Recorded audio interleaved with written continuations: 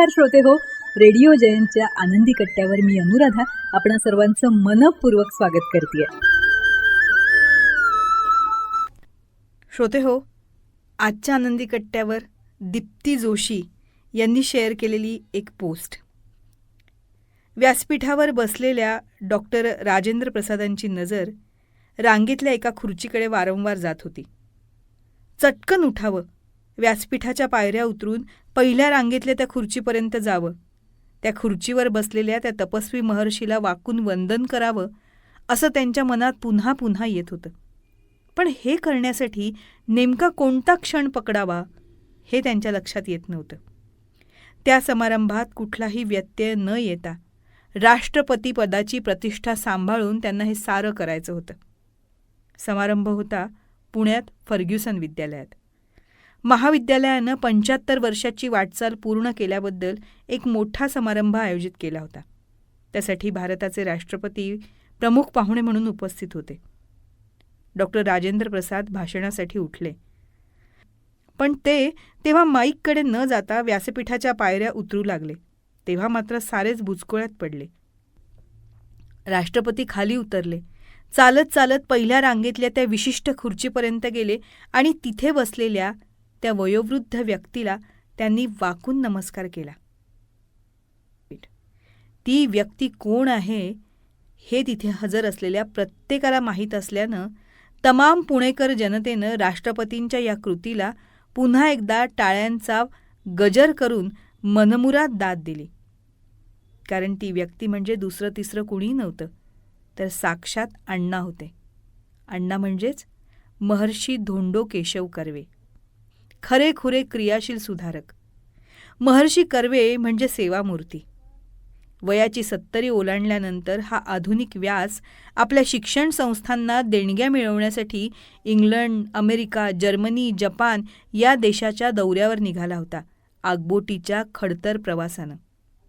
हे पाहिलं की त्यांचं शिक्षण प्रेम आणि सामाजिक सुधारणेबद्दलची त्यांची तळमळ लक्षात येते.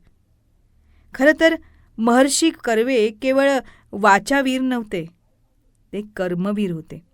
म्हणूनच आधी केलं मग सांगितलं या न्यायानं त्यांनी आधी एका विधवेशी विवाह केला आणि मगच समाजाचा प्रचंड विरोध पत्करूनही विधवा विवाहासाठी विचार जागृतीचं अभियान सुरू केलं. महाराष्ट्रात स्त्री शिक्षणाची मुहूर्तमेढ रोवणाऱ्या या महर्षीनं पित्याच्या वात्सल्यानं आपल्या प्रत्येक शिक्षण संस्थेचं भरणपोषण केलं होतं.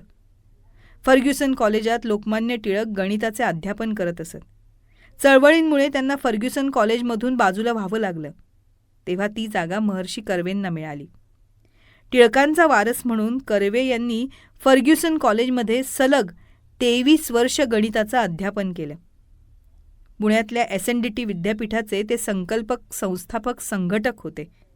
आपल्या शिक्षण संस्थांवर अण्णांची किती प्रचंड माया होती आणि त्या संस्थांच्या उभारणीसाठी ते केवढी धडपड करत होते त्याविषयीचा एक प्रसंग असा की सुप्रसिद्ध उद्योगपती सर विठ्ठलदास ठाकरसी यांना भेटून काही देणगी मिळते का हे पाहण्यासाठी महर्षी एकदा त्यांच्या पुण्यातल्या बंगल्यावर गेले होते, पायी चालत.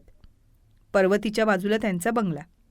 पण त्या काळात 10-15 किलोमीटर चालण्याचं कर्वे यांना काहीच वाटायचं नाही. अगदी 1 रुपया जरी देणगी मिळणार असेल ना तर अण्णा 5-6 मैल जाऊन तो रुपया घ्यायला तयार असत. संस्था उभ्या राहतात ते अशा भगीरथांमुळे. ठाकरसींना अण्णा भेटले, चर्चा झाली. ठाकरसींनी सुरुवातीला 1 लाख देण्याचं आश्वासन तर दिलंच, पण पुढे अधिकाधिक देणगी देण्याचा संकल्पही व्यक्त केला. अण्णांना खूप बरं वाटलं. खुश होऊन ते परत निघाले. ठाकरसी म्हणाले, कसे जाणार परत घरी? चालत. अण्णा म्हणाले, म्हणजे आलात कसे? हो, कसे म्हणजे काय? चालत आलोय मी. अण्णांचं हे उत्तर ऐकून ठाकरसी अवाकच झाले. 7-8 मैल चालत आलेले अण्णा पुन्हा 7-8 मैल भर उन्हात चालत जाणार होते. नाही नाही अण्णा, तुम्ही चालत जाऊ नका. हे 2 रुपये घ्या आणि टांग्यानं घरी जा. ठाकरसींनी अण्णांना बजावलं. बरं बरं असं म्हणून अण्णा उठले आणि बाहेर पडले. पण ठाकरसींना चैन पडेना. संस्थेसाठी 1-1 रुपयासाठी धडपडणारे अण्णा टांग्यासाठी दिलेले 2 रुपये सुद्धा संस्थेच्या मदत निधीत भरतील आणि स्वतः चालत जातील असं त्यांना राहून राहून वाटत होतं. म्हणूनच त्यांनी आपल्या ड्रायव्हरला बोलवलं आणि सांगितलं, पटकन जा. आत्ता जे गृहस्थ आपल्या बंगल्यातनं बाहेर पडलेत ना, ते टांग्यानं जात असतील तर परत ये. पण जर ते चालत जाताना दिसले तर त्यांना आपल्या गाडीतून एरंडवण्याला सोडून ये. ड्रायव्हरनं लगबगीनं गाडी काढली, रस्त्यावर आणली. थोडंसं अंतर जातो न जातो तोच त्याला दिसलं. अण्णांची कृष्णमूर्ती रस्त्यावरून सावकाश चालत एरंडवण्याकडे निघाली होती. मग श्रोते हो, राष्ट्रपती डॉक्टर राजेंद्र प्रसाद अशा ऋषितुल्य व्यक्तीला खुर्चीवरून उठून व्यासपीठ सोडून नमस्कार करायला आले, त्यात नवल ते कसलं.